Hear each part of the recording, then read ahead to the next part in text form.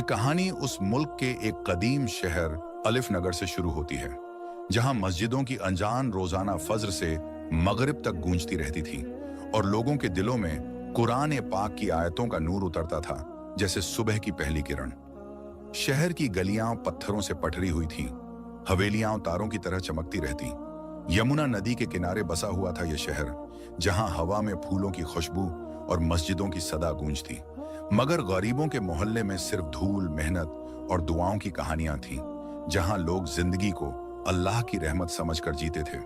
लेकिन दुनियावी लालच ने बहुतों के दिलों को काला कर दिया था। आफिया की उम्र अब 25 साल थी, एक मासूम खातून जो यतीमियत के साए तले पल रही थी। उसके वालिदैन बहुत पहले ही एक बुरी बीमारी में चल बसे थे और तब से वो फूफी रजिया बीबी के घर में रहती थी मजबूरी से। रजिया बीबी एक सख्त मिजाज खातून थी, कदीम जमाने की। उनका शौहर चौधरी फतेह मोहम्मद पहले जमींदार थे मुल्क के कानूनों के, लेकिन बदलते वक्त ने उनकी जमीन छीन ली थी, जैसे नदी का बहाव। अब वो एक छोटी सी दुकान चलाते, जहां आटा, चीनी, नमक और गुलाब जल बेचते, सादगी से। उनके घर में पहले से एक बेटी थी, शबाना, जो आफिया से छोटी थी। शबाना को तो जाने जिगर और आंखों का तारा कहते। उसके लिए नए अबाया सिलवाते, मदरसा भेजते, वो कुरान की हिफ्ज करती, इमाम साहब की तारीफ होती रोज। लेकिन आफिया, वो तो एक बोझ था घर के लिए, एक यतीम सी परछाई जो खर्चे बढ़ा देती सादगी के।